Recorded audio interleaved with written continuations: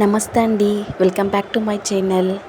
గణపతి బప్ప అంటే వినాయకుడు, విఘ్నేశ్వరు మన జీవితంలో వచ్చే ప్రతి అడ్డంకిని తొలగించేవాడు, విజయానికి దారి చూపేవాడు.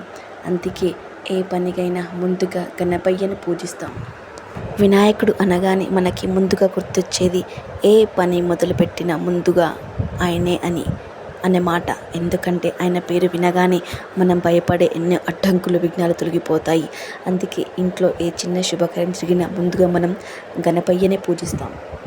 యాక్చువల్గా చెప్పాలంటే గణపయ్య రూపమే మొత్తం ఒక లైఫ్ లెసన్. చూడండి, ఆయనకుండి ఏకదంతం మనకు చెబుతుంది ఎప్పుడు ఒకే దారిలో నడవాలని, ఎన్ని కష్టాలు వచ్చినా ఒకే దారిపై ఉండాలని. ఆయన పెద్ద చెవులు చెబుతాయి మంచి మాటలు వినాలి, చెడు మాటలు వినకూడదని. ఆయన చిన్న కళ్ళు చెబుతున్నాయి ఎప్పుడు ఫోకస్గా ఉండాలని, చిన్న విషయానైనా గమనించాలని. ఆయన పెద్ద పొట్ట చెబుతుంది పేషెన్స్గా ఉండాలని. అందుకే మన గణపయ్యను బుద్ధి జ్ఞానం ఇచ్చే దేవుడు అని అంటారు.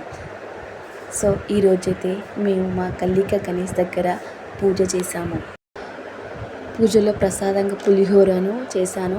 అదేవిధంగా ఎవ్రీ ఇయర్ లాగా ఈ ఇయర్ కూడా మేము మా గణపయ్యకి 5 కేజీల లడ్డూను సమర్పించుకున్నాము. పూజ మాత్రం చాలా ప్రశాంతంగా, ఆనందంగా జరిగింది. చాలా బాగా అనిపించింది. మా కుటుంబం అంతా కలిసి చేశాము. నేను, అత్తయ్య అందరం వచ్చాము. మా పిల్లలు చూడండి, ఇద్దరు చాలా బాగా కూర్చున్నారు పూజలో. గల్లీ మొత్తం వచ్చారు, గల్లీలో ప్రజలందరూ వచ్చారు, అందరూ పార్టిసిపేట్ చేశారు పూజలో. సో పూజ అవగానే ప్రసాదాన్ని భక్తులకైతే మా బాబాయ్ ఇచ్చాడు అందరికీ మంచిగా. దాంతోపాటు నేను వచ్చిన ముత్తైదులందరికీ పసుపొట్టు కూడా ఇచ్చాను. చాలా బాగా అనిపించింది పూజ చేసినంతసేపు. చాలా హ్యాపీగా ఉండే అందరం మా ఫ్యామిలీ మొత్తము గల్లీ అంతా కలిసి ఒక చోట ఉన్నాం. ఆ రోజంతా చాలా బాగా ఎంజాయ్ చేసాం అందరం గణేష్ దగ్గర. రియల్గా ఇలా అందరు కలిసి ఒక చోట ఉంటే చాలా బాగా అనిపిస్తుందండి. చూడండి, మా బాబాయ్ ఇలా పంచిన ప్రసాదం అందరికీ.